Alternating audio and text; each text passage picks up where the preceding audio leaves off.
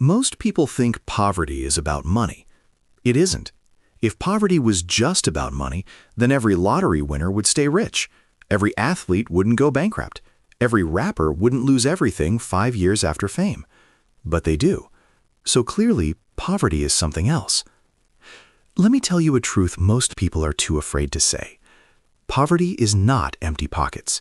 Poverty is a closed system. A system that feeds on your time, your attention, your stress, and your biology. And once you're inside it, it becomes harder to leave than you think. Today, I'm going to show you the 5 invisible locks that keep most people trapped in low income for life, and more importantly, how to break them. Imagine this. You wake up and the first thing you feel is pressure. Rent is due. Fuel prices went up. Your phone bill is pending. Your boss is already texting. Your brain is not planning. It is surviving.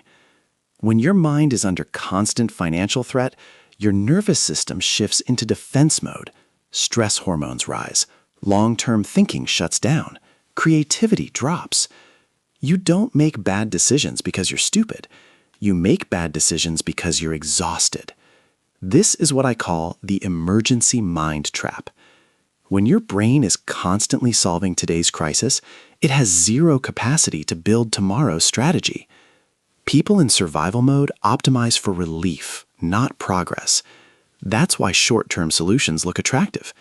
Quick loans, credit cards, buy now, pay later, emotional spending. Relief now, pain later. The loop continues. Breaking this lock does not start with investing. It starts with stability. Your first mission is not wealth. It is silence. Silence in your nervous system. Build a small financial shield, even a tiny one, a buffer that turns disasters into inconveniences. Because once your brain stops panicking, it starts thinking. And thinking is where wealth begins. When life feels unfair, your brain demands compensation. You walk past a showroom window, new phone, new shoes, new watch. For a moment, you imagine a different version of yourself, respected, successful, seen. Your brain releases dopamine before you even swipe your card. Here's the truth nobody explains properly. Spending money when you're struggling is often emotional anesthesia. It numbs the feeling of powerlessness. The purchase gives you control, but only for minutes. The payment lasts months. Low-income earners often get judged for wasting money. But the deeper truth? They're self-medicating stress. Breaking this lock requires identity shift. For a period of time, you must become dangerous. Cut unnecessary dopamine sources, reduce lifestyle noise, simplify everything. Not forever, but long enough for your brain to rewire. When you stop chasing temporary pleasure, you begin chasing leverage, and leverage changes everything. Most people are taught one formula: more work, more money. That formula is incomplete. If your income is tied only to hours, your earning potential has a ceiling. And inflation doesn't care how hard you work. Prices rise whether you are tired or not.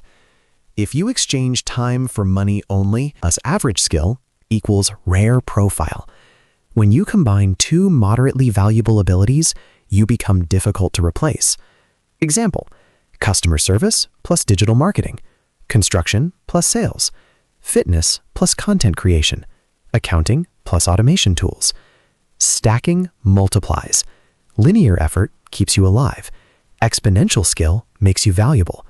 The market does not reward effort. It rewards scarcity. Become scarce. This is the hardest one. Humans mirror their environment. You adapt to the standards around you. If your circle normalizes complaining, blaming, avoiding growth, short-term thinking, you will slowly adopt the same pattern. Not because you're weak, because you're human. Escaping low income often means outgrowing your surroundings, and that is emotionally painful.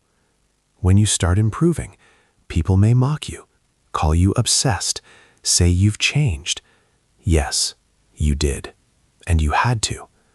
Protecting your environment is not arrogance, it's strategy. If you cannot physically change your environment yet, digitally change it. Books, podcasts, mentors, interviews, biographies. Choose the voices that enter your mind. Your mental circle matters more than your physical zip code. Compound growth is neutral. It either works for you or against you. Debt compounds, skills compound, investments compound, habits compound. Most people in low-income situations are unknowingly compounding liabilities, high interest, late payments, depreciating assets, bad routines. The wealthy compound ownership, small ownership, repeated over time. The shift is subtle. Move from consumption to accumulation, even tiny amounts. Consistency beats intensity. $10 daily invested for years can outperform emotional bursts of motivation. Wealth rarely explodes. It accumulates quietly. Stage 1. Stabilize. Cut leakage. Reduce volatility. Build micro reserves. Stage 2. Amplify. Increase skills. Increase value. Detach income from pure hours. Stage 3. Automate. Acquire assets. Let growth happen without constant effort. Reinvest. Repeat. Escape velocity is not dramatic. It feels slow. Then, suddenly, you realize emergencies don't scare you. Bills don't panic you. Decisions aren't desperate anymore. That's orbit. The system isn't a villain, but it isn't designed to save you either. It rewards patience, ownership, skill, emotional control. Low income is not permanent, but staying reactive is. The door isn't locked, it's heavy, and it only opens when you push consistently, not emotionally, not once, but repeatedly. You are not stuck because you lack potential. You are stuck because you haven't yet generated escape force. Now you know the physics. The question is, will you apply it? Ayaan Veritas.